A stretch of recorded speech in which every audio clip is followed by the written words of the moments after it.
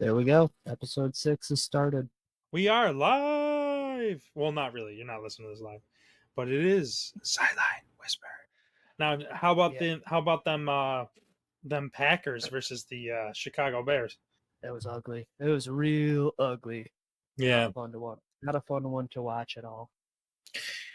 That one, it really hurt a lot. Not having Josh Jacobs, Jordan Love, Christian Watson, Jair Alexander. It was just a shit show. I feel like nobody could do anything on offense. Defense actually surprisingly played good. There was a lot of good plays. Although Keenan Allen threw the ball for some reason, and of course his one attempt to throw it was an interception. Don't know why they gave him the ball to throw. Yeah, that was fun to watch. There was a punt return for a touchdown, and that was just come on, bad special teams. We pay our special teams coordinator the most money in the league as a special teams coordinator, and really. you get hit with them like that. Yeah, but he's paid the most in the league, I saw. So that was very disappointing. He's Yeah, supposed to prevent things like that from happening. Although they did have special teams win them the game versus the Bears the last time. So yep. this one, I guess, made up for it. Yeah, Yeah, it was an ugly one, though. I agree. I mean, I'm in the same boat with you with my Vikings. But how does it feel that Caleb Williams has more division wins in Lambeau this year than Jordan Love? That hurts. That hurts a lot. I never thought of it that way. That hurt. My soul is a little bit shattered right now. Yeah, but it's Yeah, okay. the Packers lost 6 games. 5 of them were in the division. Yeah, it's rough. That's real rough. That's real rough. That's like not what. That's like literally what you don't want to do, but Yeah, the exact it's opposite. it's not surprising because those are the hardest games, obviously. Or you do have some other tough games against like the top competition in the NFL, but division games are always going to be tough. And it's weird. I feel like that, especially in the NFC North, it's like it doesn't matter how bad a team is. Usually, at least one of the games they play you real tough, even if they stink. There's usually one game that the worst team in the division is going to play you really tough. I mean, look at the Bears. They played the Lions. They should have probably beaten the Lions. They almost beat the Vikings, and then they beat the Packers, and that game was close as heck too. That's just how division games go, especially in the NFC North. Yeah. Most divisional games are like that, though. Take the NFC West, for example. There's the Rams and the Arizona Cardinals and Seattle Seahawks. All of them over there Always the tough. past few years, yeah, they're always tough games. There's been a couple ties in that division. They always just trade games back and forth. Most divisional games are like that, only because you see that team so many times, I feel like. Yeah, I agree. And then we did have some other good games this weekend, I believe. I mean, Yeah. Vikings Lions was brutal. I shouldn't say it was brutal, but it was very unfortunate watching that game. I think so. If I had to give an analysis of it, the first two drives, Sam Darnold missed way too many throws. He had Justin Jefferson open in the end zone, overthrew him. He was overthrowing a lot of throws, and he was just missing guys. On top of that, Justin Jefferson, who usually makes some big plays, he had like a drop of a touchdown. It would have been a hard catch, but a catch he can Yeah. make, and he has made that he didn't come down with. Just He dropped a touchdown that for him should have happened. TJ Hawkinson just did not. Maybe it was the jitters of the first time playing the Lions since the dirtiest player in the league, Kirby Joseph, tore his ACL on a low hit. Because there was one play where he was going down the middle, and it was an overthrow by Sam again, but it kind of looked like when TJ went up for it, I don't know if he short armed it, but you could tell that when he went up for it, he was bringing his arms down quick and he was looking, and Kirby Joseph was going to come in and probably be the one who tackled him. I don't think he was going to be able to come in close enough to take out his ACL again, like last time. But I think there might have been some hesitation. He had an off game. Jefferson had an off game. I mean, Jordan Addison had a statistical off game. I don't think he per se did bad. I think when he was open, just Darnold was getting too locked into his reads. And I also don't think it was a crazily good play called game on KOC. He kept calling plays that Sam wasn't going to be able to make those plays that night, and KOC just kept calling them, and the protection wasn't there. They were getting to us. I think a huge help for the Lions for that game and for the playoffs was Anzalone. Their linebacker was back. He was playing lights out, and you can tell he makes a huge difference to that defense. Huge. He's kind of like the glue that helps that defense get in position, and he's just all over. I do think if the plays that could have been made were made, I mean, at halftime, it would have been 21-10 Vikings. And I think that would have changed the game just because then or even if you score on one of those, you put a little pressure on the Lions defense to possibly change up their play calling. Sam on the first two drives was not executing. When Sam gets flustered or pressured or whatnot, his footwork can start getting messed up and he'll overthrow. And that was happening all night. I think the Rams game will show big time what the Vikings obviously are going to do in the playoffs. I think this game could be very well be good. I think this takes a lot of pressure because no one's going to expect anything now. So it takes a lot of pressure off of Sam. And it could have been that we were on a 9-game winning streak. You're in the game of the season. Everyone was hyping this game up, and it's for all the marbles. It's for the number 1 seed, and he crumbled. The only thing I can hope for is he plays good against the Rams. I believe that J.J. McCarthy should be who we want as our future quarterback, especially on that rookie deal. Just because you can really create a roster around a rookie. I think it's easier to create a roster around the rookie because of that minimal contract. But if you pay Sam Darnold, he's going to take a lot of that cap space because he's probably making at least $30 million next year. Somewhere, if it's not in Minnesota, it's somewhere else. He's going to get paid. Somebody will overpay him. For sure. And I think this game probably cost him some money. But also, I think no matter what happens in the playoffs, it does make it realize that, hey, we do want to stick to the original game plan of staying with J.J. McCarthy. It would be beneficial for us to take this game into account no matter what going forward. But it would be beneficial for the Vikings if Sam plays good in the playoffs and we beat the Rams and maybe we upset whoever it is in the next round.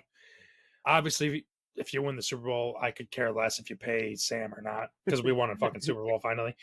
It doesn't matter. Yeah, it doesn't matter for at least a couple of years. I could care less. But yep.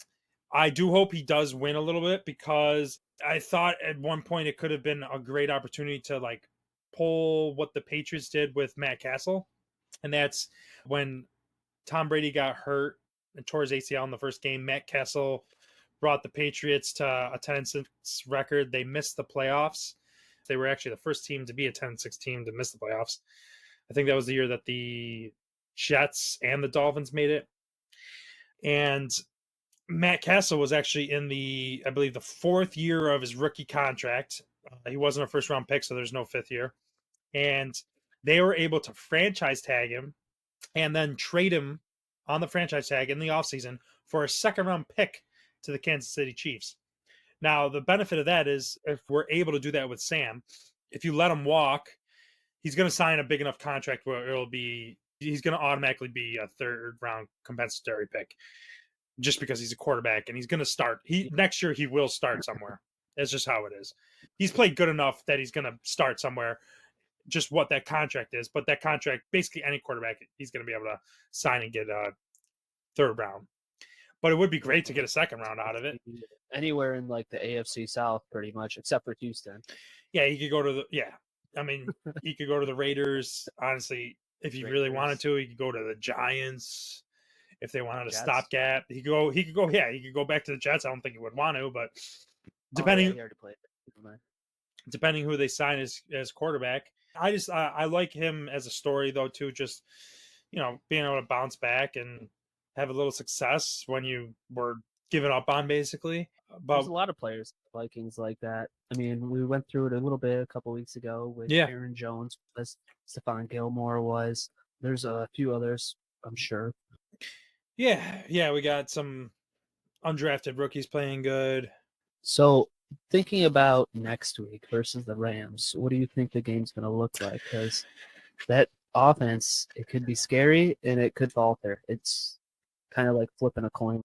Yeah, I think the Rams are a very good offense, and they're a scary team. They're actually one of the teams that I was nervous about if we were a wild card team, if we ended up being the 5 seed. And theoretically, They it's are. at one point we could have been the 6th seed. The Rams, I was scared of the Rams a little bit, and the Bucks. I was really hoping to play the Falcons, but the Rams, their offense is one of the offenses that could just go off. I am not that scared of their offense though, because I do think we can get some stops. And Okay. we're the only team in the NFL that had a turnover, at least one in every single game. I'm more nervous about how our offense bounces back because last time we played them, the problem that we faced against the Rams is that they could rush only 4, get pressure on us, and get pressure on Sam. If you can only rush 4 and get pressure and speed up the quarterback's play clock, that's gonna make it a hard game to play because you got way more people in coverage. You don't have to blitz. If it happens exactly how the first matchup happened, with their defense being able to only rush 4 and still generate a whole bunch of pressure, that's going to be a problem. I think if our offense plays relatively good, I think our defense can give us enough stops for the Vikings to win. Of all the games, I think that's going to be one of the closer games. I don't see that being a blowout either way. And honestly, if it's a blowout, it's probably the Vikings getting blown out. We already had our letdown game. So, you got, let's see, Cooper Kupp, Puka Nakua. You got, those are the two big things on their offense. You And got they're running back. Stephon covering, and oh yeah, Kyron Williams there. He's pretty good. Can't forget about him. But those two are very good on the outsides. Typically, they play on the outsides. But anyways, you got Stephon Gilmore covering one of them. Who's the second guy? I was realizing today I have no idea who the second corner is for the Vikings. Yeah, so we play a lot of weird defense. So our second corner is Byron Murphy, Okay. and he's actually a Pro Bowler. He's actually been having a really good year. Defensively, we also play a lot of weird with Brian Flores. We play a lot of weird setups where, because when 3 guys, or when Shaq Griffin, who's usually the number 3 corner, comes in, Byron usually kicks into slot. But we play a large amount of our defense with 3 safeties on the field. So we play with Harrison Smith, Cam Bynum, and then Josh Metellus. So Josh Metellus is kind of a hybrid player for us. And he's actually he's one of my favorite Vikings for the last 2 years since Byron Flores has been here, because he plays linebacker, he plays slot, he plays safety. Obviously, he's had snaps at outside corner, he's had snaps at defensive end, he's had snaps at D tackle, he's had snaps all over the field. Last year, they did a breakdown of all of his snaps, and it was nuts. They showed all the positions he played and all the snaps, and he was basically every single defensive position he had a snap at, which is pretty cool. And it's the same thing this year. He's all over the field. He's amazing. It's just so funny because he was like a 6th round draft pick, and it's just crazy how. And he was a special teamer for the first couple of years. And when they say this guy's a tweener, or he's going to be able to play all over, he's going to be able to play defensive end and outside linebacker and rush, and he's going to drop into coverage, or this guy's a safety who could stand in the box as a linebacker. Usually that's not true. They're just talking about someone who's positionless, who might not make it in the NFL because they're not athletic enough maybe to be a safety, but they're not big enough to be a linebacker. Whereas Josh Metellus is literally the prototype for that Swiss Army knife position. Yeah, and he's been awesome. And then also what we do on defense too is we've even done the last half of the season maybe is we've actually played with 4 safeties on the field as well. It's just crazy getting to see all the crazy things, and it's going to be so unfortunate. I hope we can get Brian Flores for 1 more year, but there is a chance he leaves this year, and he deserves another shot at some point to be a head coach, just because right now I think he's the best defensive coordinator in the NFL. And I think he'll be someone like he signs on to a team as the head coach, that defense is going to go from whatever it was to it's going to be a top 10 defense. Doesn't even matter. He's just that good of a play caller. Oh my God! So I was just looking at the snap breakdowns here for the Vikings. Yeah. Joshua Metellus with 991, Harrison Smith with 1,011, and then Cam Bynum with 1,032. Yeah, and those are three safeties. Yeah, those are three safeties. Yeah, and they're playing. Yeah, they play so many snaps. Well, one, Harrison Smith's getting a little long in the tooth. He could retire this year. I do hope he comes back for one more year, but I think he will play again if Brian Flores stays with the Vikings. If Brian Flores leaves, I do think Harrison Smith will most likely retire. I think Brian Flores makes it fun and uses Harrison Smith how Harrison Smith should have been used his whole career, and Mike Zimmer used him correctly too. He's getting up there in age, and he's probably by far my favorite Viking of the past decade, just because I think he's severely underrated as how good he's been as a safety and for how long he's been good as a safety. He's 35 years old now. Yeah. So I could see this kind of being his swan song. He would definitely retire if you guys made it to the Super Bowl or won it. Oh, 100%. 100%. Yeah. He doesn't make any as big of splash plays as he did when he was younger. Yeah. He's still able to make plays. It's just not as many just because he can't get there as quick. I think what helps him is he's always been a super smart and super cerebral player. And I think that's always been one of the big pluses to him because he's never been the most athletic safety. But when he was younger, he was athletic. And I think he's just always been a really good safety. And there was a time where he was not really talked about, but he was just as good as any safety in the league. He's he's similar to Eric Weddle. I like to think of him as a white Troy Polamalu, where he's a safety, but when he was in his prime, he was all over the field. He could play in the box. He could drop deep. He could do whatever. He was your more true modern, strong safety, but could also play free safety. Yeah, he's a great player. I've always enjoyed watching him. And who was the really good corner you guys had? Xavier Rhodes, who was good for a couple years. Yeah.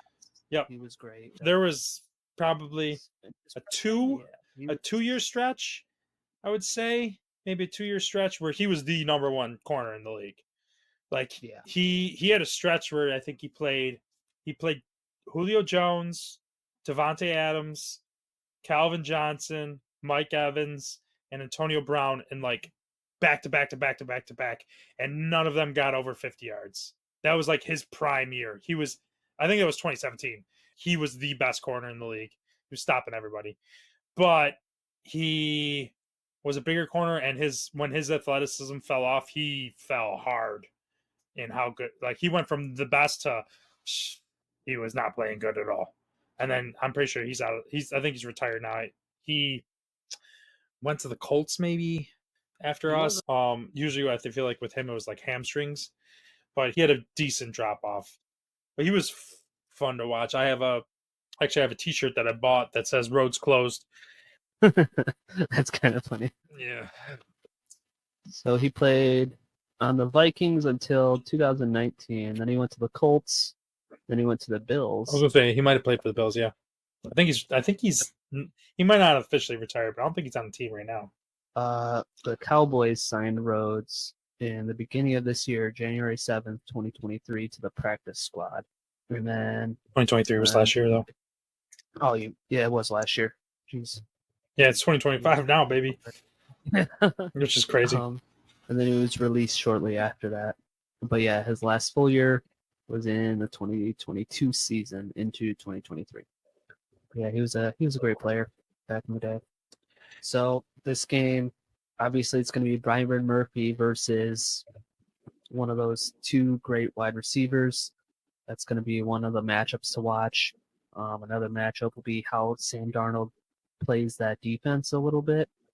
They got a pretty good defensive line. They're all very young, is the thing. Yeah, he can make some plays, but he's typically known as a pocket passer, I feel like. Yeah, it'll be it should be an interesting game. It should be a good matchup. I think it's going to come down to that the Vikings offense versus the Rams defense. But I see that's such a tough game. The problem with the Rams is they're the 4th seed, but they've they struggled the first X amount of weeks, but that's because they had so many injuries to key players. And now they got Cup back, they got Puka back. They're they're a tough offense to stop, and they've been there. You know, Yeah, they got have been there. Stafford. Well, we'll see. I know Stafford's been there. He knows how to do it. Cooper Cup obviously was there. He knows how to do it all.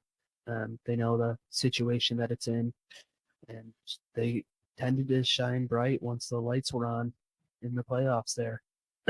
There's a lot of those players. It'd be cool to see some player make a run in this playoffs. Just like one player just go off in the playoffs, like the Joe Flacco run Yeah, when they won it.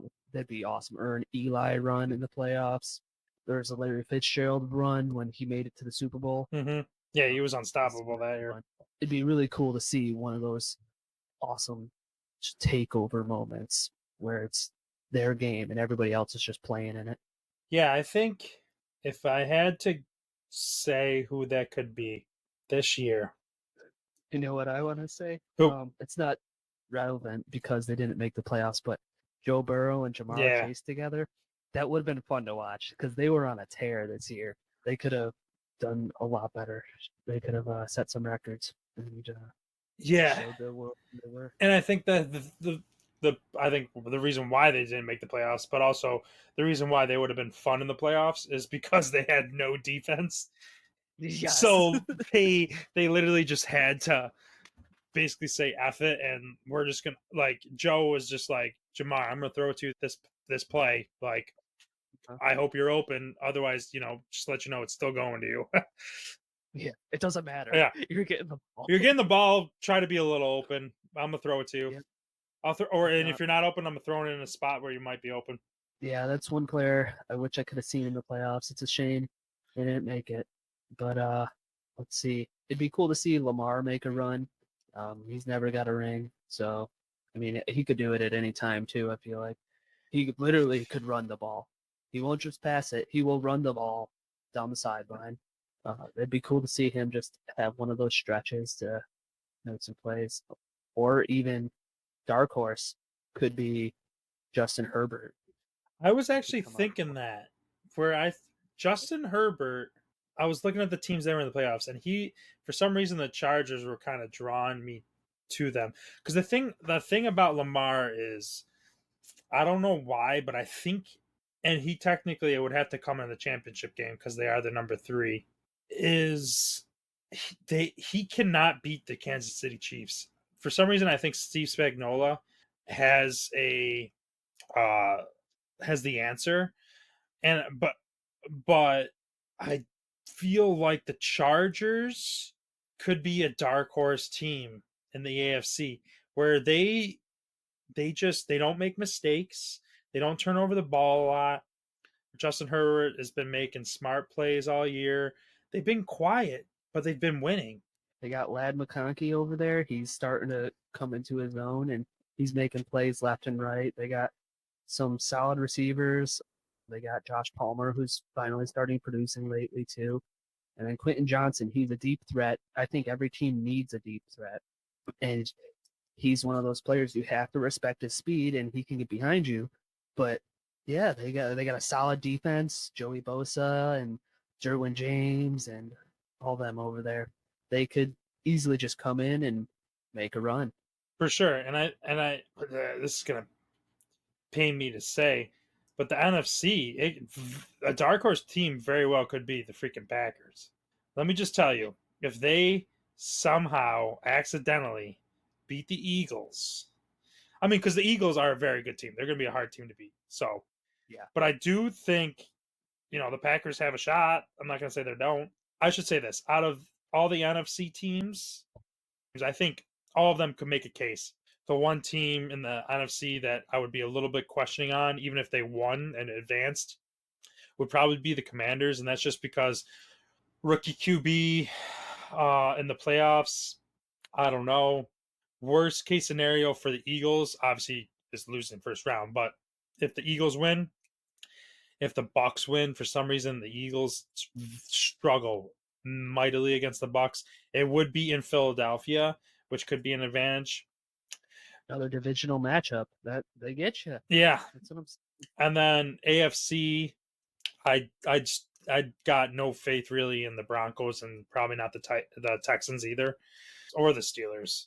I think it's the Chiefs, the Bills, the Ravens, and the Chargers in the AFC. And I think the Chargers, a lot of people would say they don't got a shot either, but I think they're well coached enough. Just they don't surprise you, but they could steal some games. NFC, if the Packers beat the Eagles, they're automatically playing the Lions. I think if I'm the Lions, I want the Commanders to beat the Bucks and the Packers to lose the Eagles, so the Lions have to play the Commanders. If I'm the Lions, I know you just whomped and destroyed the Vikings, and if the Packers beat the Eagles, if you're a Lions fan, you might say, "Yay, you beat our toughest competition." But it is hard to beat a team 3 times in a season. It is very hard to beat a team 3 times. And I would not be shocked if the Packers do pull off the upset versus the Eagles. They'll be playing the Lions, and I would not be shocked if you saw the Packers in the championship game. I would be more shocked if we beat the Eagles, to Correct. be honest. Yeah, I would be more shocked. That's a good point. I'd be more shocked of the Packers beating the Eagles than the Packers beating the Eagles. I would be shocked about that. And then I would 100% be like, Packers could definitely beat the Lions. Yeah, I could see us beating the Lions. That was a lot closer of a game. Just a few bad plays could flip a switch. I mean, there's a questionable face mask that game. That's all I'm saying. Don't get me It started changed on a lot. questionable face mask, man. Yeah, is that too soon for you? Oh, we're playing them again this week. Yeah, that's true. Anyways, I shouldn't even say questionable. There was a face mask not called with 2 refs looking at it, but yep, payback's coming. I honestly think the Packers are going to lose pretty bad to the Eagles. It's not going to be fun. I don't think they have an answer for Barkley. He's just he scares the hell out of me. There's Edgerrin Cooper. He's playing a lot better. He's probably the best player on that defense right now, especially since Jair isn't playing. I don't see us beating Philadelphia, unfortunately, because we don't have Christian Watson. The games where we came close versus them, it was all Christian Watson. That's the problem. I think every team needs a deep threat player. Yeah. And the Packers lack that now. We don't have one. We don't have somebody who can take the top off a defense. We can run it down their throats with Josh Jacobs 1,000 times. But if you're behind in the scores, that's not going to work. So I think that's one of the reasons that the Lions are so good is they can stop the run and just eliminate it. And then they go up so you can't run. They can stop that part of the game completely. So all they have to defend is the pass. They have terrible pass stats from it, but I think that's an overinflation just because that's all they get done versus them. That teams just try to pass because they're down so much. Same like with the 2011 Packers. They had historically one of the worst defenses in the league. They let up ridiculous amounts of yards, but they also set records for passing offense that year. I think they're tied to one another directly. Yeah, the Vikings still finished the number 2 rush defense in the league. And really? Yeah, but it was also that was a similar instance where a lot of the games the Vikings immediately got a lead, and they're a pretty good rush defense, and it just caused the other team to just give up on the run and pass. And you could actually, in the first half of the Vikings Lions game that just happened, you could see that if we would have scored those couple times, the Lions are a little different where they might not have given another run, but they just were able to run, and then Jahmyr Gibbs is good enough where he's going to get a couple. If you keep just running him, he's going to get a couple things. But if the game could have been different if they were playing from behind. But yeah, it's similar to that. As you get a lead, you might have bad numbers versus the pass, but that's because teams are always passing on you. And usually when you have a very good offense, that's kind of the case. I think this year you very well could see, and I'm assuming it's happened before, but AFC, it's Chiefs, Bills. NFC, it's Lions, Eagles. In the championship games, it's 1-2, 1-2. I do think, as far as complete teams, the Lions and the Eagles are very complete teams to a sense. I think the Lions, their defense has just had so many injuries, but they've semi are going to get some guys back, especially getting Anzalone's back, but as well, and that David Montgomery might be back for the divisional round. Oh, I didn't know that. Yeah. That's huge. Montgomery, he's a great player on that offense. I think him and Gibbs, obviously they're 1 and 2. It's two of the best running backs. That's the best combo in the league by far, I think. Oh yeah, yeah, and I think their offense is basically, I mean, it's semi-historic. They were only like 1 or 2 points behind the 1998 Vikings, and the 1998 Vikings, I think they are the third or fourth highest scoring offense in NFL history. So the Lions are up there. They're up. They're they're a historic offense in the sense that like they're putting up numbers. The Eagles got they got a dynamic rushing attack with Saquon, and then the threat of Jalen, and then their defense has really stepped it up, and they're gonna be them versus Packers is gonna be a good litmus test, but they're a very complete team, which is what makes it scary. Now we do have to keep an eye on Jalen Hurts. Still hasn't cleared concussion protocol. That would be absolutely wild because that completely changes that offense. They're still a hard team just because they have so many playmakers. They got Saquon, they got AJ Brown, they got Devontae Smith, Dallas Goedert. Like they're still a dynamic offense, but I do think Jalen Hurts, he's a okay passer, but I also think the threat of him running opens up the running for Saquon, as well as the threat of him running also opens up the passing game, which is similar to, kind of how the Ravens are on offense. They're basically, I feel like they're very semi-similar teams, just in different conferences, where they got a great running quarterback who can make throws. I think Lamar is a better thrower of the ball, but the Eagles got way better wide receiver options than Lamar. The Ravens have better tight ends, a lot Yes. better tight ends than the Eagles, though. I think they use them more, which Mhm. is why they're better. And I think that because they use them more, it makes their rushing attack more lethal as well. Because they have just bigger bodies on the field, so you can run run up the middle, and you got bigger guys. Think of it this way: you want a 6'6", 250-pound dude running at you, or a little, I don't know, 5'9" slot wide receiver at 180. Yeah. Yeah, I want the 180. Yeah, so they could make it a lot better running offense because of those players. They have more versatility to run it. And I think that also makes Lamar Jackson even a better runner, not just Derrick Henry. Because obviously they're blocking somebody. So for sure. And I think I do think Lamar is a special talent when it comes to running the ball too, especially at the quarterback position. I mean, we haven't really seen anything like him. Mike Vick would be like the semi closest, but I think Lamar is just so agile. Lamar, he's like a running back at the quarterback position. He's so lengthy. I don't think running backs I ever don't think been. I don't think there's a good comparison for him really. Yeah, He's I just can't think different. of anybody. He is. The only other quarterback or the only other player that is like semi gives me jives of him is Kyler Murray, in the sense that like he's, but Kyler Murray is just a smaller person, but just that like they're so shifty. Jaden Daniels reminds me of him, honestly. Yeah, no, I can see that. Yeah, Jaden Daniels is going to be a special kind of person. Yeah, I think I Jaden think Daniels is a better thrower of the ball than, or I think right now maybe I think he will be a better thrower of the ball in his career than Lamar. I just think he's got a higher ceiling as a thrower. I think Lamar's probably got a higher ceiling as a rusher, but I think Jaden Daniels, like you said, is probably going to be the closest thing we've ever had to Lamar. And it's just funny that they're both still in the league. Mm-hmm. So the one thing I think Jaden Daniels needs to do, like with Lamar Jackson did it as well, he needs to get a little bit bigger. That dude, I feel like he's going to get broken by a linebacker. That dude is just so small. I don't know. Other matchups, we got Bills, Broncos. I think the Bills will win handily. I wouldn't be surprised if it's a close game, Bills still win, just because the Broncos do have a good defense. Bo Nix has been playing good.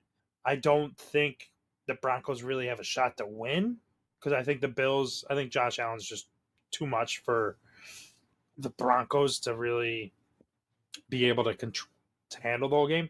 But the Broncos have been probably one of the best teams at keeping QBs in the pocket. And I mean, I'm pretty sure they're leading the league in sacks. I wouldn't be surprised if it's a tough, close matchup for the Bills and the Bills still win. But I wouldn't be surprised if it's not the blowout that I feel like a lot of people think it's going to be. I want to change my answer, honestly. I think they're going to be the dark horse AFC team. I really like the Broncos. Defense could win that championship. I think that defense is good enough so that they could. We'll see. I don't know if they've really played anybody like Josh Allen, though, this season. Mm-hmm. There's Patrick Mahomes, but he's a lot different than Josh Allen. But that defense is scary. They don't even have Scary Terry. They're just scary. Yeah. Like you said, they lead the league in sacks by 9. I was going to say, by like a lot. I don't think it's going to be a cakewalk for the Bills. I wouldn't be surprised if the Bills blow them out just because it's the Bills, but I wouldn't be. Bills have a good defense too, so yeah, which could I think that might be the deciding factor is that the Bills have a relatively good defense. Yeah, they lead the league in turnover differential at plus 24. They've recovered 16 fumbles and have 16 interceptions. So they've got quite a few. Did you realize the Vikings actually lead the league in interceptions? I knew we were leading, but I knew we were close. And I know we might be tied for most. I know we're not close for differential because we have a boatload of turnovers on offense. Right. Yeah, but I think we might be tied for first for most turnovers. That's pretty cool. That's a sizable lead on Yeah, you are tied for first. Yeah, 33 turnovers this season. So I do know. Yeah, we have a sizable lead on interceptions. I think we're top 3 for sacks, maybe top 4, top 5. I know at one point we were right behind. I don't know how many sacks we had against the Lions. I know going in, I thought the last week I thought we were in second behind the Broncos, but games were played, so I have no clue. And I don't think we had too many sacks against the Lions. Yeah, the Vikings are. I can't believe how many sacks they have. They got 49 sacks on the season. Let's go. 24 interceptions. Yeah, we are 4th in sacks for the season. 4th. Yeah, so. Yeah, the Vikings are 4th with 49, and the Broncos have 63 sacks. 63. Holy cow, that is insane. Yeah. They have 3 interceptions returned for a touchdown with 15 interceptions, 12 fumble recoveries.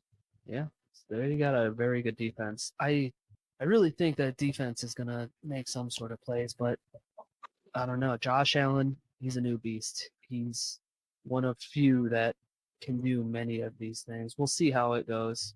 Yeah, it'll be interesting. I think I mean, at the end of the day, I think Bills are winning. Okay. Ravens, Steelers. Bills. Oh, sorry, what were you going to say? You're taking the Bills then? Taking the Bills. Bills over the Broncos. In a close game. I'm guessing my score prediction would be like 27-21. Bills. Low scoring, yep. What else we got here? We got the Ravens facing who'd you say it was? Steelers. Yeah. I see the Ravens taking that one. Yeah, I think it'll probably be a close game. Divisional game, you know. I think the Steelers they've just looked so off lately. You know what? Never mind. I take that back. I think the Ravens are steamrolling them. The Steelers have just looked so bad the last 3-4 weeks. They looked good. They beat the Ravens not too long ago. And then I'm pretty sure in all honesty, they might have beaten the Ravens and then just gone on their losing streak. Steelers have looked awful. George Pickens, you know what? Whoever their wide receiver coach is, if he's been there for a long time, they need to fire that dude. He's made prima donna after prima donna after prima donna after prima donna, or whoever they're drafting or their scouts for wide receiver. You know, they got Antonio Brown, prima donna. They got oh my gosh, I'm gonna forget his name. Bell. Yeah, Le'Veon Bell.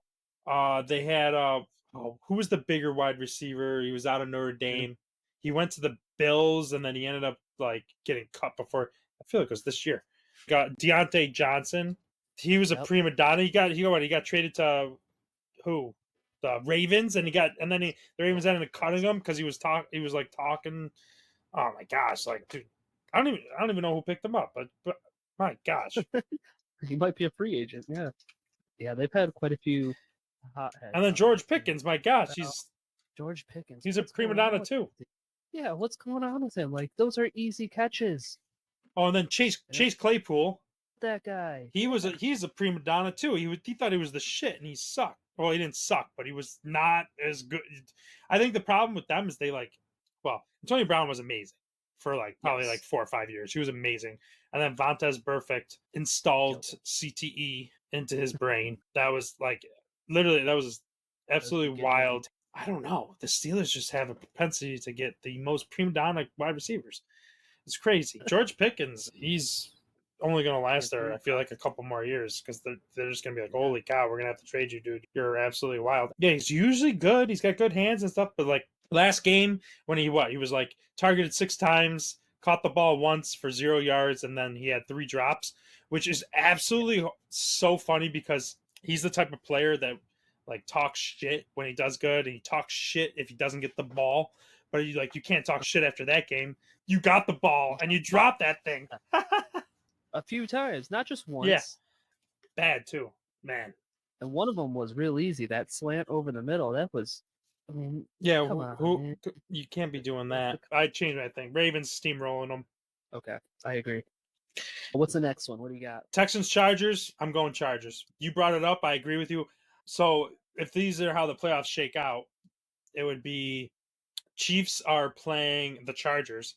I think Chargers beat the Texans, and I think it's a close game. I think it's 20-14. Chargers win. It's 20-14, but it's actually not as close as you would think it is. Chargers are up maybe 17-7, or they're up 20-7 late in the game. Texans score a touchdown, but it was never actually as close as the final score. I really do like the Chargers in this game. I'd say Chargers all the way too.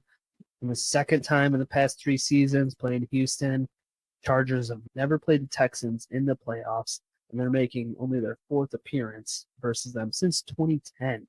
It's been a long time. And I think Jim Harbaugh, man, he's going to come in. He's had previous successes in many other places. He turned this 5-12 team in 2023 into a postseason one. He's got Justin Herbert lighting up that room. He's turned that team completely around. We got Joey Bosa coming off the edge there, Derwin James in the secondary. They're just ready. I feel like they've been waiting for this. Justin Herbert's been around for a while. He hasn't seen the postseason, but he still has that experience because it's very rare that rookie QBs succeed in the playoffs. But having a little bit of success in the regular season will give you some sort of confidence going in. You don't know all the pressure, but you've still seen some of it. Yeah. I really like the Chargers in this one. Yeah, me too. Me too. So then we got Bills, Ravens, Chiefs, Chargers in the AFC. Oh, this is the matchup we talked about. Lamar Jackson versus Josh Allen. This is what everybody wants to see. This is the game. In Buffalo. In Buffalo, too? Oh, that's a dangerous game. There's going to Can be snow on Lamar the play in the ground. elements? Yeah, it's going to be snowy. It's supposed to snow here. You know that. Buffalo's not that far away. It's going to be a snow one. I think that's a good game. Shit. That's a real good game. I would have to say it's got to be the Bills, though. I could see them making it. Only because it's a home game. They play in the elements all the time. Granted, so does Baltimore to an extent, but I think he's ready. I think he's going to make some plays. You know what? What if Amari Cooper makes his resurgence in Buffalo in the playoffs? That's a good one. I can see it. He has not done much in Buffalo already, but he's been there, what, like week 9 or 10, I think he got traded around there. Mhm. So a couple months in the system, get to learn it. actually Keon Coleman was having a game the last time. He's turning out to be a pretty good pick there for the Bills. He's had that great touchdown in the back of the end zone last game, so hopefully he can keep producing. But I'd take the Bills over the Ravens in that next round. Was it conference finals? Division. Yeah, it's Division 1. Yeah, I think. Yeah, well, just to touch on Keon Coleman, he's a great. If you've ever listened to them interview him, he's awesome too. Is he? Yeah, I he's haven't so funny. He's just such a. He's a guy. He's a bro. watched that. I'm going Bills here too. I think in the elements, it's gonna be snowy. I think Bills win 27-10. Bills lay down the hammer, baby. They stomp them. I don't think they're stopping them that much. I think it's going to be a pretty high-scoring game, despite the elements, because this is two very high-powered offenses. I'd say 28-24 Bills. 28-24. Okay, I can see it. I mean, I could see it being high scoring up there, like a 31-28 or 28-24, like you said. But I'm just, what did I say? 28 to 10. All right, let me change it. Actually, I'm gonna do 28-17. 28-17. But it's a close game throughout. It's a close game, but Bills score a touchdown late to give them a little extra cushion. It's like a 21-17 game late in the fourth. Bills score. Josh Allen scores 28-17. Take the lead. Bring it home. Then we got Chiefs-Chargers. Chiefs-Chargers. I'm going Chargers again. They keep it rolling. Beat the two-time champs. It's going to be a real close game. It's going to come down to Patrick Mahomes. No, I can't do that because then he's going to win. It's got to come down to last possession is going to be the Chargers. And this is where Justin Herbert has been waiting for his chance. He gets the ball with 2 minutes left in the game, 2 timeouts, throws an out over to Ladd McConkey, gets 15, goes down. They run a quick draw. J.K. Dobbins breaks it off for 15 up the middle. They're at the 35. And then they just run a quick out pass, get off to the sideline, stop the clock. There's 30 seconds left. They think they're going to go to the outside corner, try to get out of bounds. But no, it's Josh Palmer over the middle on a post for a touchdown to win the game. There we go, baby. That's what I'm calling. Yeah, I'm struggling with this one because I want to lean Chargers like you, but I'd say only Chargers if Pat Mahomes does not get the ball in the last 2 minutes to score. yeah, I think I want to, but I'm gonna save it for my for the championship game. I think because I want to go Chargers, but I think the Chiefs edge them out. I think it's 19-17. Chiefs get a late field goal to go up. They're down 17-16. Chiefs get that late field goal, and they bring it home just to beat the Chargers in the divisional round. I want to go Chargers, but I'm gonna change it up just for you. I don't want to be exactly the same as you. Come on, now. Fair enough. All right, so you got Bills Chargers. Who's winning that game? The Bills are taking that though. Yeah, it ends now. Yeah, that's where it ends. The Bills are taking that one. And you know what? When does MVP get decided? Is it that week or the week? I got no clue. But MVP is based on the regular season only. Oh, okay. Well, then it doesn't matter. But anyways, Josh Allen goes down the field and says why he should have won MVP this year, but it goes to Lamar Jackson. Okay. But, yeah, Josh I Allen could see that shows happening out too. I'm seeing this one 28-10. 28-10. Oh yeah, that's the game. Okay. So I got Bills Chiefs. Bills Chiefs. That's a tough one. That's a good game. The matchup that keeps happening. I think it's 20-17 Chiefs, and Chiefs score late. They at 17-17. Chiefs kick a field goal, go up 20-17. But I think the Buffalo Bills exercise their demons, and they go down. And instead of going for the field goal, they say screw it, and we're not going to overtime, Patrick. And I think the Buffalo Bills score a late touchdown to your boy Amari Cooper. And I think the Buffalo Bills win 24-20 on a late touchdown to punch their ticket for the first time in, by gosh, a little over 30 years to Didn't you just say you think the Chiefs are going to win? go to the Super Bowl. Yeah, a man's allowed to change his mind very quickly. So the Bills are going to beat the Chiefs 24-20 on a late touchdown. Could have kicked the field goal. They said screw it. They're going to punch their ticket to the Super Bowl, baby. Bills to the Super Bowl. Bills to the Super Bowl. Heard it here first. Sideline Whispers, January 7th. And there's probably someone who said it like January 7th, 2024, a year ago. A year ago today. Yeah, that's actually probably a pretty close matchup. Yeah. Or a pretty common matchup, I should say. All right. But yeah, so you got Bills and Bills. Super Bowl. Bills in the Super Bowl. It all ended up working out for us. Who do you know? All right, let's go through the NFC side real quick. What do we got going on over there? We got the first game. Eagles Packers, baby. Eagles Packers. Yep. As a Packers fan, I hate to say it, but I think the Eagles are going to win. I don't think the Packers offense has the firepower right now to keep up with the Eagles offense, especially with all those weapons over there. I think they'll all do good. None of them will do great. They'll all just have their game. AJ Brown will get a touchdown for like 80, and then Devontae Smith will get his usual, what is it, like 5 or 6. I'm very afraid of everything else that's gonna happen here. That offense, I feel like it's gonna sputter. The Packers offense, I feel like will sputter. Without that Christian Watson, man, that's gonna hurt. That's really gonna hurt without Christian Watson there. They need to have a deep threat, and that right now they don't have that deep threat. But Romeo Doubs and Jaden Reed, they're great players, but they usually have that underneath route. They usually have that underneath route ready to go, and they usually take it. Jordan Love usually does pretty good because they're always reliable. They're always there, but he's not going to have that big threat ability. I think Christian Watson adds another element to that offense. But I've been wrong before. I can dream. You never know. Tucker Kraft could have his game of his life because I don't know what he's doing now. He's had a kind of a quiet past few weeks here, so we'll see what happens. Josh Jacobs, he's having a hell of a season. Amen.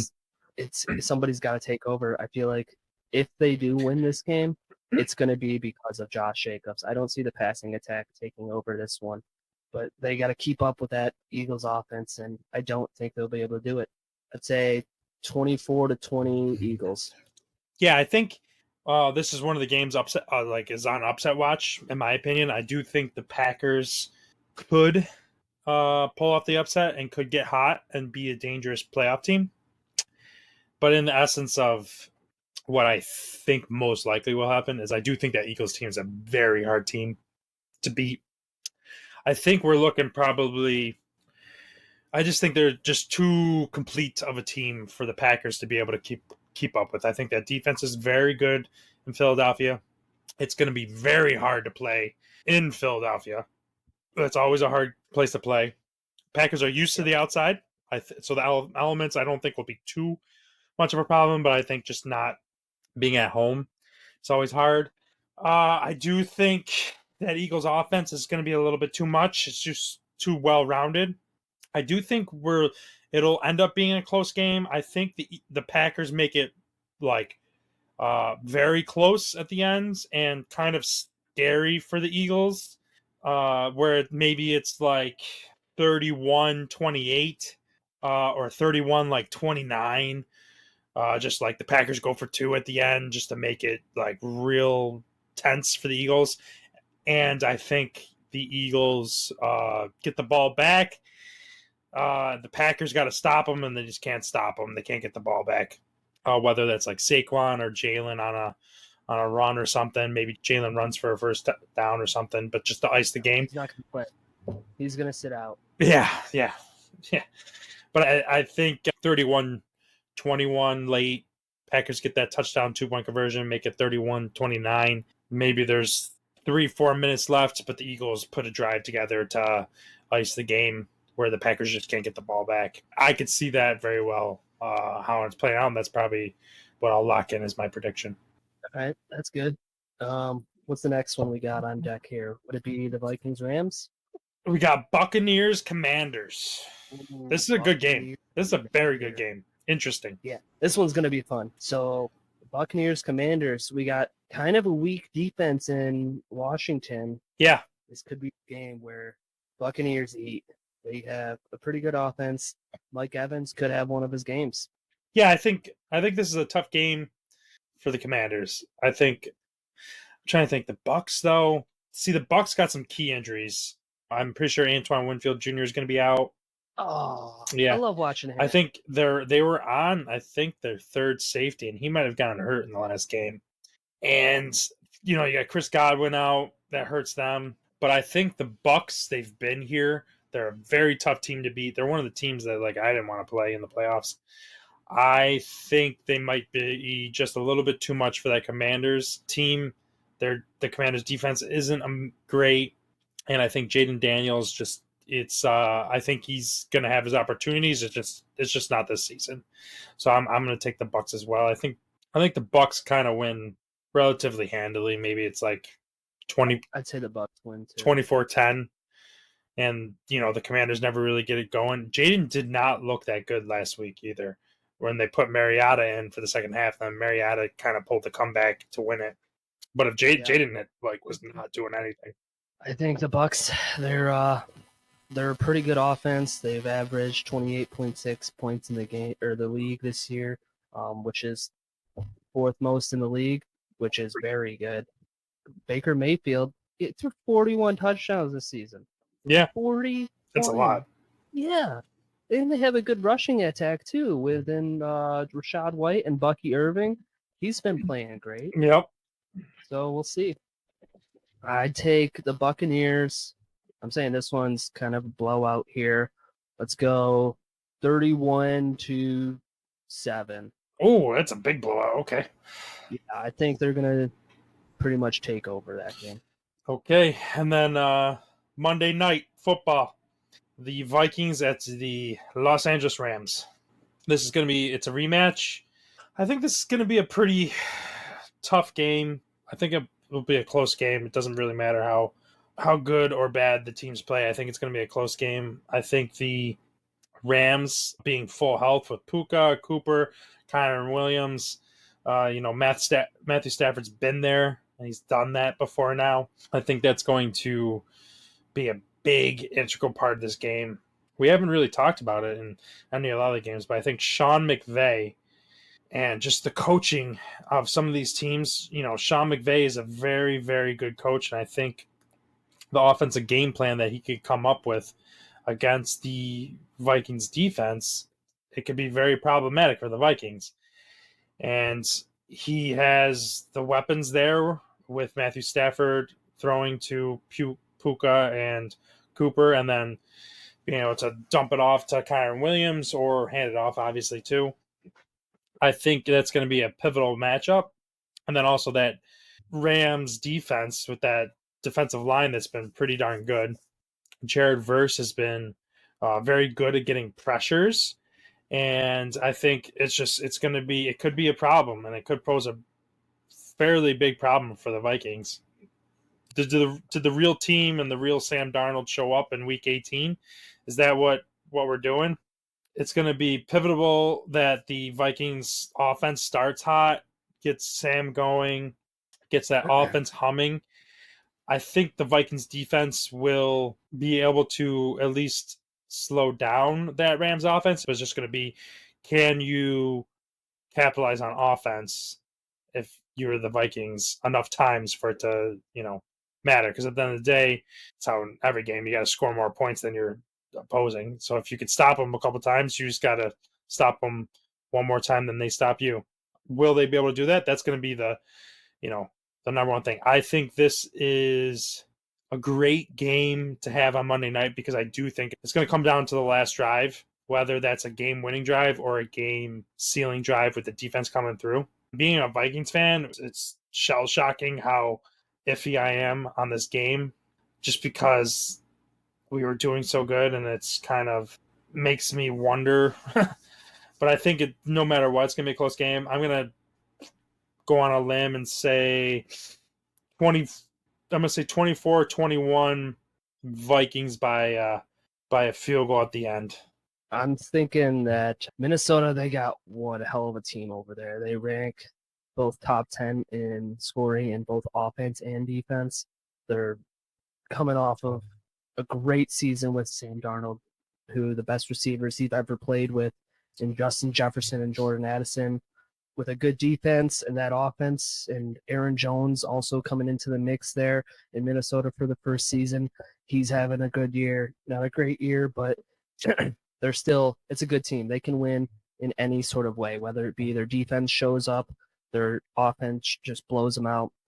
I'm saying this is a masterclass by the Vikings of offense. They're going to put up 33 points. I think Jared Verse, he's a problem, but I think he's the only problem on that defense. They double team him, Okay. and that's all they have to worry about, really. Mhm. I don't see their secondary stopping that offense. It's just too good. I still think the Rams, I still think they're going to put up some numbers, though. I mean, Puka Nacua is having a great season, and he already missed 6 games.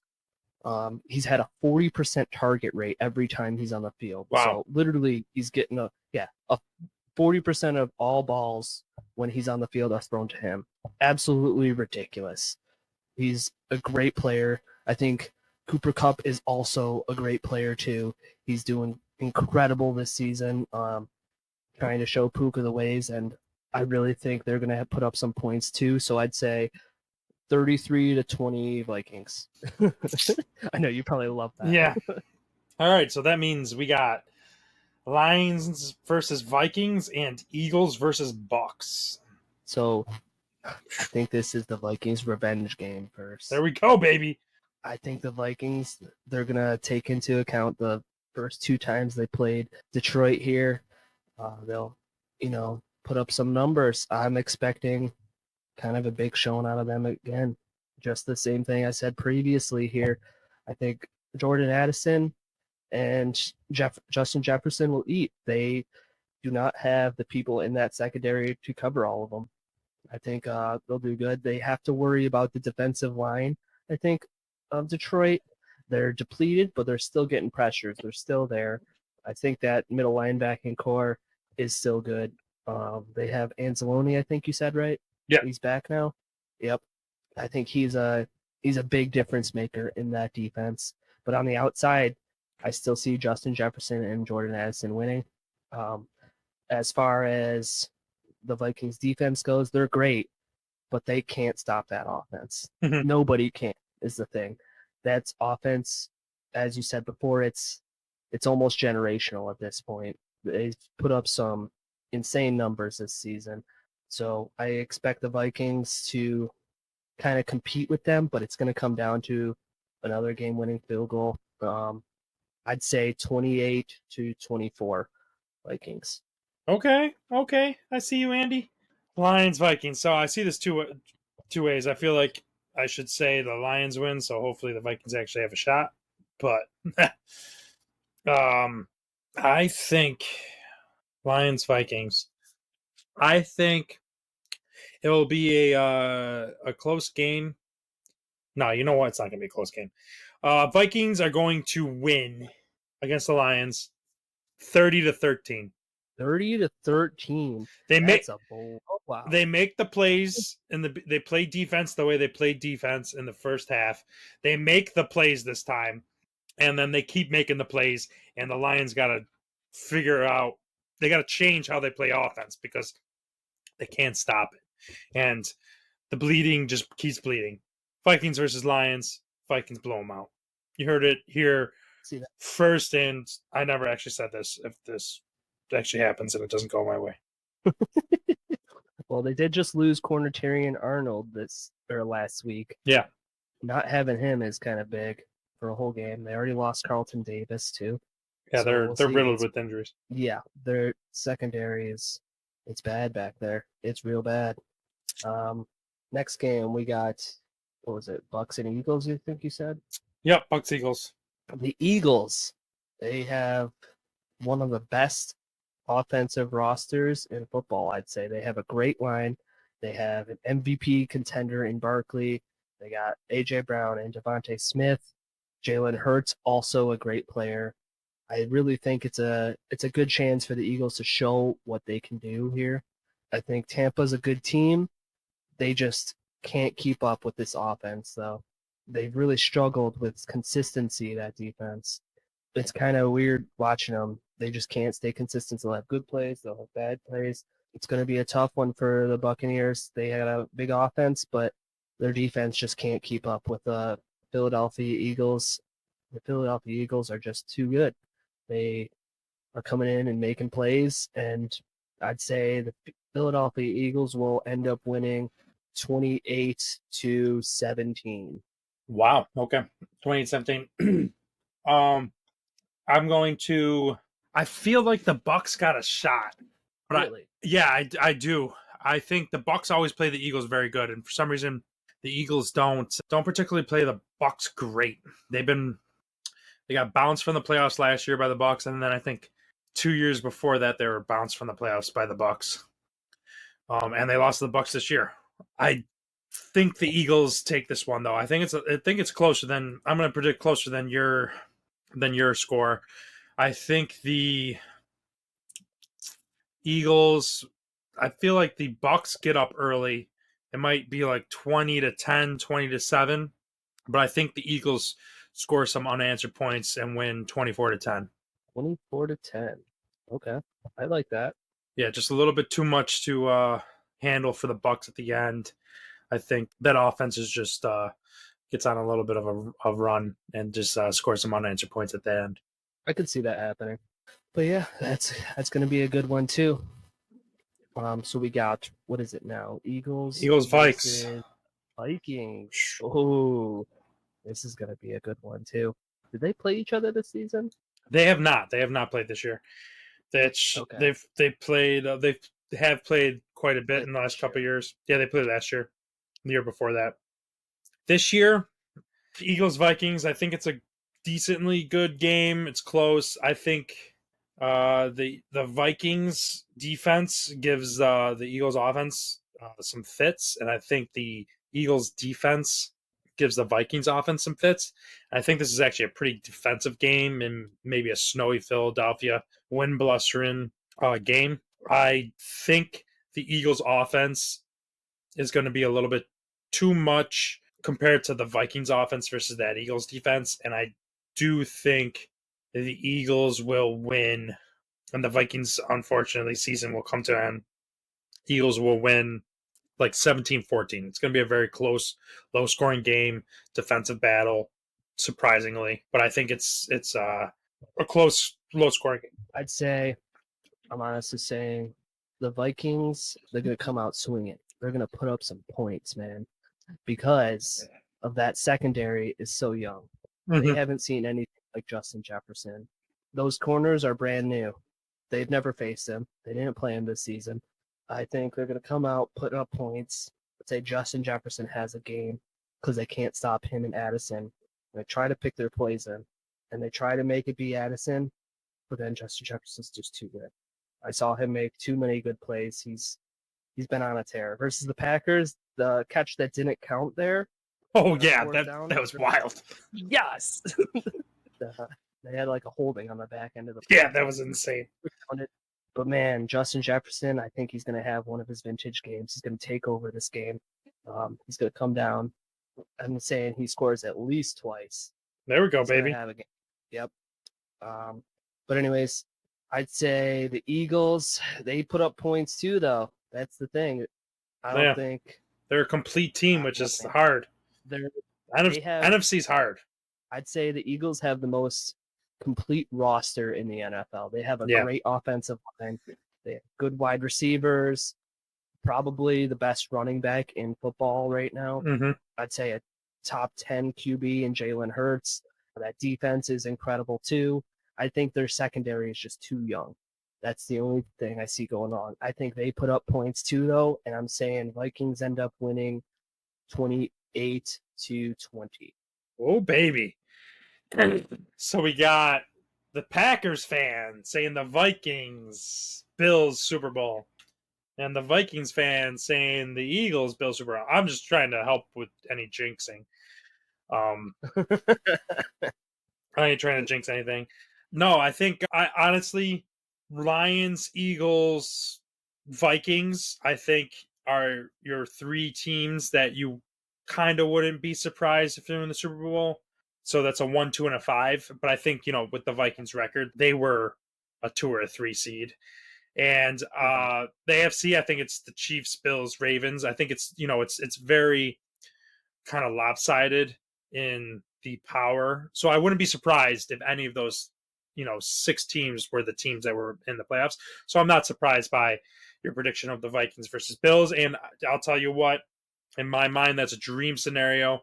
That's 4 losses versus 4 losses. The only teams to go to 4 and not win any. The only teams I'm pretty sure to go to 3 and not win any. But they said, let's do it. Vikings went to 4 in the 70s. We haven't been since the 70s. Bills in the 90s were like, hey, has anyone ever done this? The Vikings were like, yes, we did. We went to 4 and we haven't won any. The Bills were like, did you do it in a row? And the Vikings were like, no, why would we ever want to make our fans suffer through 4 in a row? And the Bills were like, oh, bet we'll do it. And so they went to 4 in a row, and they said, we hate you, Buffalo fans, but it will be all worth it. It will be all worth it, because I'm going to make my prediction for you, Andy. Well, no, you could still predict, but I think the Buffalo Bills will be our Super Bowl winners. I think the Buffalo Bills will beat the Eagles. I think this game is close, but not close. It is going to be 34-20 Buffalo Bills. I don't even know how you get 34 points, to be honest, actually, but they're going to get it.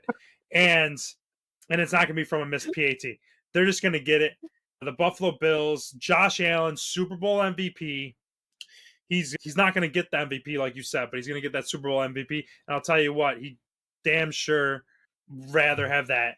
They're going to throw up a statue of Josh Allen in Buffalo. He's going to have tons of commercials for like tires and stuff, because that's all you buy in Buffalo is you need snow tires. It's going to be great. Buffalo Bills, Super Bowl champs, finally. That's what I want to, or that's what I think too. I don't think that the Vikings are stopping the train known as Josh Allen. I think he's just too much. I need no quarterback like him too. He's willing to run through people instead of around them, which is like the personification of Buffalo, which is cool. Yeah, I think to be honest, to just jump on that, is I think there hasn't been many quarterbacks like Josh Allen. And to be honest, I think this is a compliment, is I think probably the only quarterback that's close to what Josh Allen is like MVP season Cam Newton. Like before he hurt his throwing shoulder and he basically lost all of his, all of his throwing, not mechanics, but I'm pretty sure what did he do? He like fractured his shoulder or something, or dislocated his shoulder, and that kind of just derailed his career and shortened it 100%. And that's the semi worries about Josh Allen, is just his style could make it not a very long career. But I think the closest comparison, and I think that's 100% a compliment to Josh Allen as well as a compliment to Cam Newton. But I think like MVP year, Cam Newton is what Josh Allen is playing like right now, where it doesn't really matter what team you're facing. He's the best person on the field, and that wins games. And I think it's going to be enough to win the Super Bowl. And I think he has the ability to make all the throws. He can sometimes be a little inaccurate, or he can trust the strength of his arm a little too much and can force it. But he's actually been pretty good this year on that aspect. When he runs the ball, like who the freak wants to tackle him? Like no one wants to tackle that. What is that, like it's like 260, 6'5", running a 4.6, and like why would you want to get when it's cold out? Yeah. Yeah. Why would you want to get hit by that? Like, and you're the one that's supposed to be hitting because you're playing defense, but you're like, I'll let Josh go. I could see that happening. I think Buffalo wins it though. I still think that maybe Justin Jefferson is going to have that playoff run. You never know though. He could. I've said it pretty much every game already. You never know. He could do it, but I think he'll have a good game. I really think he's pretty much uncoverable. Not many people can do that, what he can do. But he'll have a good game, but they still can't keep up with Josh Allen. Nobody can tackle him. He's going to run through, around, over, under, you name it. He's going to do it to the Vikings defense. I hate to say it, Bat, but he's going to run right over Harrison Smith for a Jeez, touchdown. what do you mean? Wow, my gosh. Hey, He's gonna run if we're right in the over. ship, that's all that matters. If the Vikings actually make it, and you know what? If we make it and we lose, at least that means that I'll still be okay with going just straight to JJ. But I'd say the Bills win it. It's going to be kind of low scoring, so I'll say 24-17. Okay. So we got Bills over Eagles in a semi blowout, and then Bills over Vikings in a decently, one touchdown game. Okay. So Bills all the way. Yeah. I can't believe we both picked the Bills. Yeah, I think everything's clicking. I think they got hot at the right time. Uh-huh. They had that close game against the Patriots when they were actually trying to play, which helped, I think. You don't want to be too hot for too long going into the playoffs because that's just adding pressure. It doesn't matter how good you are. I mean, ask the 2007 Patriots. Do you think they actually wanted to be undefeated in that Super Bowl? I mean, they might say yeah, but imagine the pressure that was on them. You can't quiet that. You can't quiet the pressure when it's that big. And when you're on a huge run, it doesn't have to be undefeated, but when you're on a long win streak, that's you start getting talked about differently by everyone. You start expecting greatness from yourself, which is a good thing, but can also end up becoming a detriment when you've just kept having wins back to back to back to back to back to back. Because when maybe in the middle of a game, when it's not going right, you start questioning it because it's always been going right. So it's good to get a little bit of reminders that, hey, we are battle tested. We can make it through this. It is okay. And I think having that close game in the Patriots, and then they ended up losing to the Patriots in the last week when they sat their starters. But I think the Bills are getting hot at the right time. They had a little bit of a gut check later in the season that helped them get prepared for this playoff and Super Bowl run that'll take it home. I can see that. I like the Bills pick. They're a very good team right now. You want to switch it up a little bit? What's your dark horse player going into the playoffs this season? Oh, baby. Dark horse. So we're talking, I got to go by my predictions now, too. I'll make two. I think the Rams Vikings game and the Vikings Lions game, I think Sam Darnold plays pretty darn good. I think in the Eagles game, you kind of see like, okay, when the Vikings lose to the Eagles, I think you're like, okay, we could see there was a couple throws that he could have changed that outcome. But I think in the first two games of the playoffs, I think Sam Darnold kind of like erases some of the memory of that last regular season game against the Lions. And I think he really steps up, and that last game helped him. He had the jitters and it showed, and it really messed up his head and his mechanics in that game. But I think that kind of helped quell some of those jitters for those first two games at least. So I think Sam Darnold, especially in the Rams game in the wild card and then in the divisional round, and then for the whole playoffs, I'm actually I'll choose one of my Super Bowl teams. I'm going to say James Cook. James Cook. I like that answer. I think James Cook, so it's not like a crazy dark horse. He's a good player on a good team. But I think James Cook, you got to think, you're playing in Buffalo. You're playing in all outdoor games, basically, in the AFC. You ain't playing no dome. This is football's football. And I think James Cook has at least a couple games where he takes over. Josh is still the stud, but James Cook is the guy who when they need a play, he makes a play, and he Mr. Old Reliable, and he has a fantastic playoffs. I think Josh Allen is Super Bowl MVP, but I think if they have a full playoff MVP, I think James Cook would take it because I think he's going to be phenomenal in the playoffs. He's going to be someone that the Bills can lean on, and he's going to have some darn good games. I want to say Sam Man's had a career year. He threw for over 4,000 yards, 35 touchdowns, only 12 pick, a 102 quarterback rating. When's the last time a Vikings QB has done that? And he's got the best receivers he's ever played with. It's easily his career best.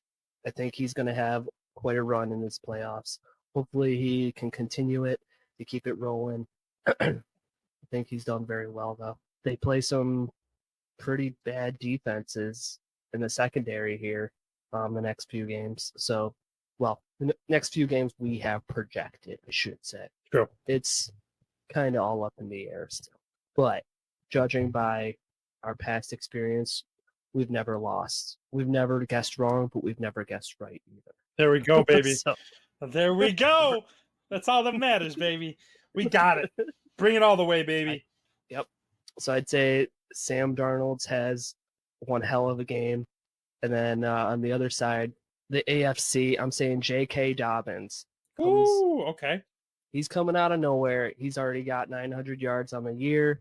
He's played great the whole season. It's pretty much him and Darnold for comeback player of the year, I'd say. Mm-hmm. One of those two. I guess you might be able to say Joe Burrow. But anyways, I think J.K. Dobbins has a playoff run, does well, gets him into the conference finals there. Mm-hmm. Those are my dark horse players in the playoffs. Very cool. Yeah, I could see both that, and I could see the Chargers going on a little bit of run. That's a great pick with JK. It would be kind of funny, or no, you know what? It would be like abysmal. I think if we got like one, I don't want to see the Chiefs in the Super Bowl, but like the number one, like I don't want to see like Chiefs Eagles again. I don't want to see like Chiefs Bucks. Like give me Chiefs Lions, give me Chiefs Commanders, Chiefs Vikings if the Chiefs got to go, or literally in the AFC, give me anyone but the Chiefs. NFC, give me anyone except for the Eagles and Bucks and possibly the Rams. I just give me a team that hasn't been there in a while or ever. And then same with the AFC. Give me a team that's never won it or hasn't won it in who knows how long, you know? Yep, I agree. That's probably why we both picked those teams to go to the Super Bowl. Yeah, they're just better storylines. And I mean, if it's a Bills Vikings Super Bowl would be absolutely amazing. Especially if it would be tragic if the Bills or the Vikings go to a Super Bowl again and they lose. By God. Like if the Bills went this year and they lost, I can't imagine that. Yeah, it'd be a dark day in Buffalo. But and then same with if the Vikings went. I think it's a little bit different. So if the Vikings go this year, you know, the Vikings had a great season, but the Vikings are playing with house money. I mean, they didn't expect to go 14-3 with Sam Darnold starting every single game. Get out of here. So if the Vikings do anything in the playoffs, it's all gravy. The Bills, though, if you don't win the Super Bowl this year, if I'm a Bills fan, it's Super Bowl. It's not even Super Bowl or bust. It's Super Bowl win and bust. Yeah, Super Bowl win. If you don't get that Super Bowl, if you just get the AFC champion, it's more of a disappointment than anything. It's like you gotta win it. You got Josh, and I think the problem is we've had some generational quarterbacks that have gone to multiple Super Bowls, but you got to remember that like that's only a couple of the great quarterbacks that have been able to do that. You got Patrick Mahomes right now. You got Tom Brady retired. I mean, Peyton went to 3, won 2, lost 1. But then you got like Eli Manning went to 2 and won 2. But besides that, like you have Aaron Rodgers, who very well in his prime on the Packers by far could make a case for being the most like athletically gifted thrower of the football. And he went to 1. You got Drew Brees. He went to 1. You got Phillip Rivers that never went to any. Phillip Rivers was a great quarterback. I mean, the AFC is different though, I think, because Tom Brady took over that place for forever. long Yeah. time. It was Tom Brady, Peyton Manning, and then twice Ben Roethlisberger. But it was like the show of, I mean, it was just Brady. Yeah. Brady's show. Pretty much. That's about it. I think he robbed an entire generation of quarterbacks of rings. Yeah. Like, especially in the AFC. With it. Yeah, in the AFC, I kind of feel bad for like Phillip Rivers and but there's a bunch of them there. It was an interview with a like semi-older player. I think it was the Seattle Seahawks. They when they played the Patriots, when Russell Wilson threw the interception at the end of the game, and when Marshawn Lynch, I think it was, he said when he went to the sideline, he was like, next time. Like next time he's going to get it. I think that's what makes Tom Brady and Patrick Mahomes kind of skew the vision of it's like you're going to go back. When you go once, you got to take advantage of that. I mean, hell, look at like the Lions, never been. Look, the Vikings who have been, but the Vikings haven't been there since the 70s. Washington, they won in what, 91? They haven't been back. You got teams that the Chargers, they went to the Super Bowl in what, 90? They lost to Steve Young in 95, 96. Yeah. Texans never been. Steelers haven't been since the Packers lost 2010. That's multiple careers of players. Like 2010, that's 15 years ago.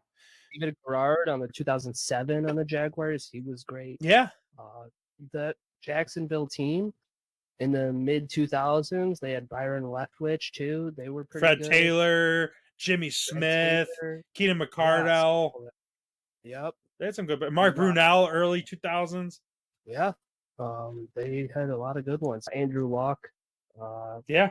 You had Matt Ryan. Yeah. He knocked a lot of people out of these playoffs. Yeah. And he even beat Patrick Mahomes in the 2018 playoffs. When you get there, you got to win it. And I think just to bring it all back together is if you're the Buffalo Bills this year, you got to win the whole fucking thing. Don't mess around. Don't let teams stay in the game. Put them away and win the whole thing. For Buffalo, for upstate New York, for downstate or down province Canada or Toronto area, whatever you want to call it, who root for Buffalo. Like, it's time. And don't mess around. You don't want to go through Josh's whole career and you're like, oh, we had Josh Allen. He was amazing. And you didn't win nothing. Doesn't matter at the end of the day, especially at the QB position. Mm-hmm. Win it. Win the whole thing. You got to win it. Dan Marino. You think Dan Marino likes to thinking that, like, a lot of people think he was possibly, and I wouldn't disagree 100% if someone brought it up, but that Dan Marino was probably the best passer of the football in NFL history.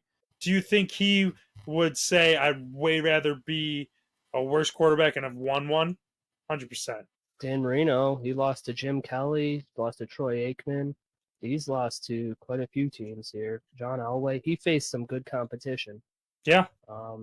Lost to Jim Kelly twice in 1990 and 92 season, and that was in the playoffs. Mm-hmm. And then he lost to Jim Harbaugh, out of all people, in the playoffs in 95. Jimmy! Drew Bledsoe in 97 and John Elway in 98. Yeah, that's tough, man. You don't want to be doing that. What if they had made a run there? Yeah. Kind of hard. Marino got robbed. Tom Brady robbed many. Oh, yeah. Who do you think is the next great NFL quarterback? I mean, I feel like this is an obvious answer. It's J.J. McCarthy. Nah, I'm joking. So I'm going to, limit this to, rookie to he's been in the league for 2 years. I'm loving what I'm seeing from it. Bryce Young. Bryce Young. Have you I did not expect that. So he got sat, and Andy Dalton played, 2-3 games? Have you? And he looked horrible when he was playing, when he opened the season. He looked horrible. He did not look like an NFL quarterback. And Bryce Young? Yeah, Bryce Young. They sat him for Andy Dalton at the beginning of the year. He played maybe 2 games, and then they sat him. They're like, we're going to sit him. Andy Dalton played 2 or 3 games, maybe 2. I think he ended up getting the Panthers, I think, their first win the first game, and then he regressed to Andy Dalton levels again. Mhm. And then Bryce Young came back, and he's back to Bryce Young Alabama days. I'm telling you what. Yeah. They have a horrible, horrible, horrible roster. Their whole entire team is absolutely horrible. And they were hanging with teams they had no business hanging with. They almost beat the Chiefs. Didn't they? Did you guys play them? Did they play the Packers? Panthers? No, not Panthers. Oh, No. okay. Oh, okay. But they almost beat the Chiefs. They almost beat tons of teams they had no business being. They went to overtime against the Chiefs. And if you watch that game, Bryce Young was balling. Bryce Young balled the last X amount of weeks. And I think next year, I think the Panthers are going to win more games than whatever the betting odds say they're going to win, because they're going to come in like, oh, they're still not great, and they got a horrible roster. But I think Bryce Young is going to step that game up. And you know what? Take him in fantasy. Take him in. Take his over on any year-long bets you got. But Panthers, I'll give you a hard stop. If it's 6.5 wins, take the over. They're winning 7 or 8 games next year, especially if they hit on their draft picks. But I could see that. I mean, they came close versus Philadelphia, I think, the game. yeah, close against Philadelphia and close against the Chiefs. Are you kidding me? Yeah, the game against the Philadelphia went down to the wire. They brought the Chiefs to overtime, and Bryce was balling. He was playing like when he was at Alabama. And the funny thing is before last year and the first couple of games, he looked like the worst quarterback that like I've ever seen. Really, he just had, I don't know what was going on. He had no confidence. He was too short, and then it was like he got benched for Andy, and he like grew 2 inches, could make the throws, and he was just like, I got that swag back. Right? Was he number 1 or 2? Number 1, baby. And Stroud was 2. Yeah, so that's some big shoes to fill there. You got to live up to the number 1 pick. He's supposed to save the franchise, and he's about to. And you heard it here. And now he's about to. He's about to. You're calling it now? The surprise of the 2025 NFL season? You heard it here, baby. I heard it. They're going to be a fringe wild card team. Fringe wild card next year. Missed the Chiefs by 3 points. They lost to them by. Yeah, it was an overtime, I'm pretty sure. Maybe not. Maybe it was the Chiefs' last drive, but I thought it was over. It was overtime. It was overtime, 100%. Bryce Young led the game-winning or game-tying drive. Ball. Oh yeah, he's my dark horse. He's all the way this time, baby. The next great NFL QB, you heard it, as Bryce Young. I can say that for 100% certainty. Whatever their win total is, bet the over. I don't think they'll make the playoffs, but I think in 2 years they will. But whatever their win total is, it's going to be too low next year. They're going to beat it. So, like, bet the house on it. I'm sticking with my answer from earlier. I don't think he's not a younger player, but Justin Herbert, I think, is going to get a wide receiver in this draft or get one in free agency, and he'll have somebody to pair with Vlad McConkey. They still have that deep threat in Quentin Johnson. I'm pretty sure he's still young. Josh Palmer's, he's probably nearing the end of his rookie deal, but I think that defense improves. I think that offense improves drastically now that J.K. Dobbins knows the system. I only see that offense going up, and I see Justin Herbert actually have a chance to showcase his talent and become the next great NFL quarterback. Yeah, I could see it. I mean, he's got all the tools. I think he's got the coach too that'll help him. Yes, that's a big factor too. Jim Harbaugh just goes in places and wins games. For sure. All right. I think this weekend should be a good set of games. I think it's ever since they switched over from the top 2 seeds getting buys to only the top 1 seed getting a bye just because they added the 1 team. I do think it makes it more interesting for the race for number 1 usually. I agree. It makes it a little less fun for the number 2 spot, but like that I think it makes it's super important to get that number 1. And then if you don't get the number 1, you're playing, baby. Yeah. So I think will that change 18-game season? Because that's what the NFL is going to go to at some point. I think 18-game. I could see it. I don't think it will. I don't know. An interesting way or interesting thing they could do either for the 7th seed or if they added like an 8th seed or something, Mhm. is if they had like a play-in game. So a week of playing games, you're playing for the 7th seed. And it could help with an 18-game season, just because that's a longer season for football. And it could add a extra bye for some of these playoff teams. You have the number 7 and number 8 teams in both divisions battle. So not like a wild card. Okay, so like Yeah. the lowest seeds Play each other to get that 7th seed. Everyone has a bye. And then the only problem was, well, then what about the 1 seed? They have 2 weeks off. Do you actually want to do that? But that's a problem for future us to figure out. But it would be cool to have like a little bit of a playing game, or even like you have 2 games on Saturday, 2 games on Sunday. So you have 8 teams play for maybe your bottom season. There's more by, I don't know. I think you could stretch out the playoffs even longer if you really wanted to. It's all about money at the end of the day. So let's get 18 games. Let's add 8 more teams and make it like a 20-team playoff instead of, what is it now, 14? That'd be crazy. That would be crazy. I think it's a pretty good playoff system now. It's got a lot of teams in it. Not too many though. I don't want it to turn into like the NBA or like a March Madness bracket or anything. That's an interesting concept. I don't have an answer for that either. Because if you have a number 1 seed, we get 2 weeks. I don't know, man. I don't feel think like that's all. Yeah, it's not doable. I think that actually I would not want the number 1 seed. That becomes a disadvantage. That's too much time off. You could argue today that's what they're doing now though. The Chiefs, True. they didn't play this last game. Patrick Mahomes, I just saw a stat. He's not going to play a football game for 23 days. It's different when it's Patrick Mahomes, but that's not always beneficial. That's a long time not to be playing competitive football. When you're about to have to play very competitive football. 2014 to 2021, we get a first round bye. They had 3 of them in that time frame, and they lost the following game. It doesn't work sometimes. Yeah, I know. Yeah, and the Vikings. I mean, for the last like decade, we might have won a couple, but the Vikings have been like historically bad off of a bye. We lost this year off of a bye. Sometimes it's good because you can rest up, but you had a week where you weren't playing. Yeah, you lose your streak, you lose your hot streak. Yeah, I mean that's any momentum you had, it's gone.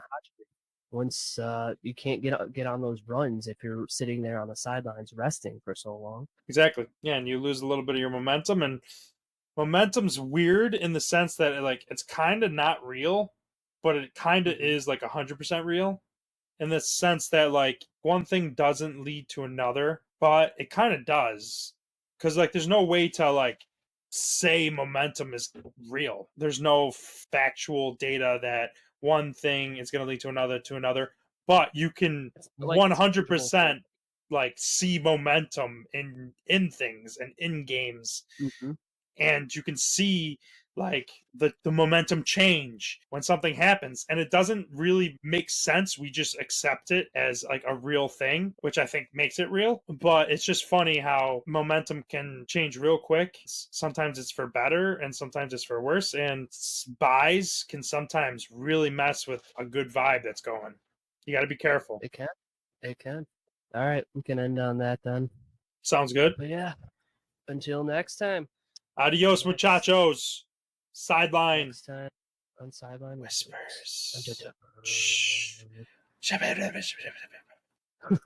What is this, Lost? It's Whispers. All right, have a good one. See ya.